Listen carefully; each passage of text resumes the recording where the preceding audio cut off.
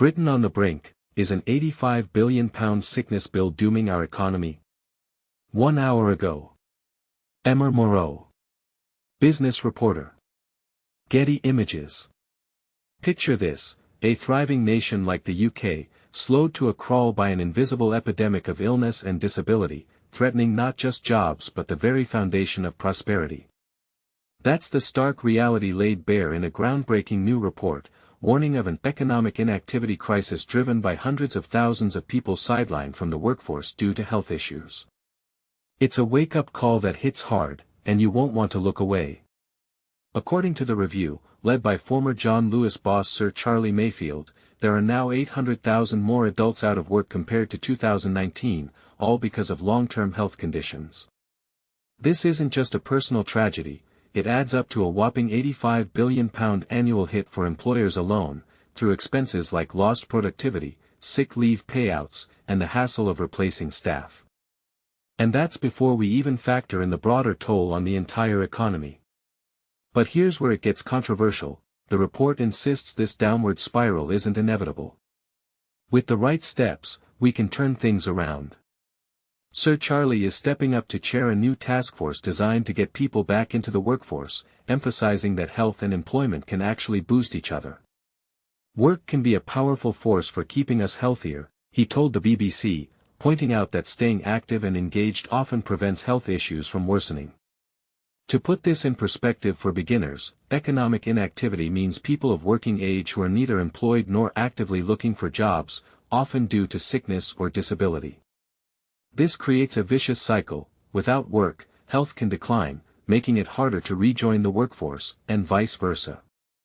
The report, commissioned by the Department for Work and Pensions but produced independently, reveals that 1 in 5 people in this age group are currently inactive, with another 600,000 at risk of dropping out by the end of the decade if nothing changes.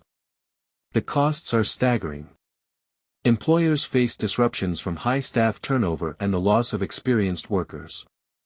For the nation, it's weaker economic growth, ballooning welfare bills, and extra strain on the NHS. The government shells out £212 billion yearly on illness-related inactivity, that's nearly 70% of all income tax revenue, covering lost productivity, increased benefits, and healthcare demands.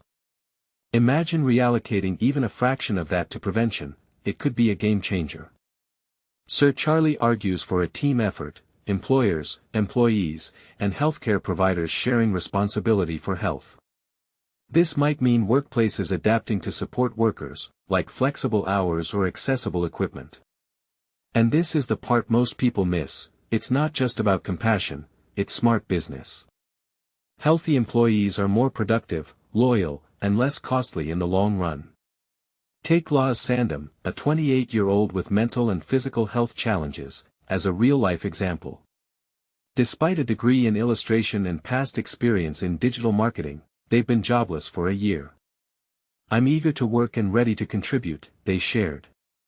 But employers often don't realize they have a legal duty to make reasonable adjustments, like modified tasks or remote options. Loz isn't pointing fingers solely at businesses, they acknowledge employers need help too, perhaps through training or government incentives. "It's a shame we're missing out on talented disabled individuals who could excel," they added.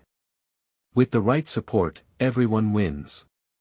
In response, the government has launched a bold partnership with over 60 major companies, including Tesco, Google UK, Nando's, and John Lewis.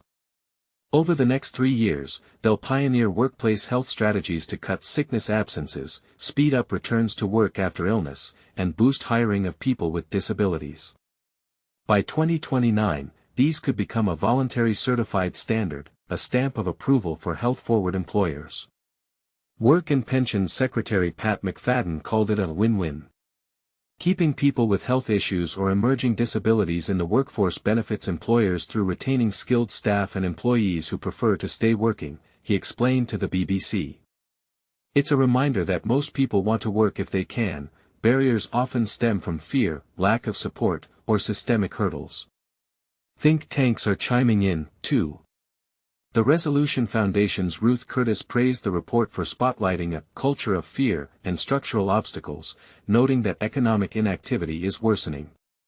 Meanwhile, the CIPD, representing HR experts, applauded the preventative focus but warned success hinges on buy-in from businesses and policymakers nationwide.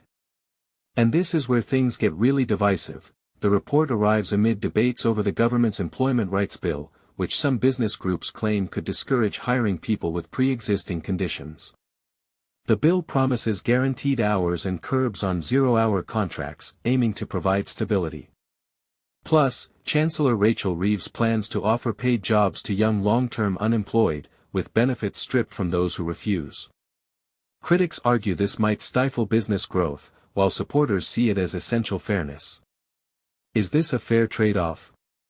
Are we placing too much burden on employers, or is it time for society to share the load?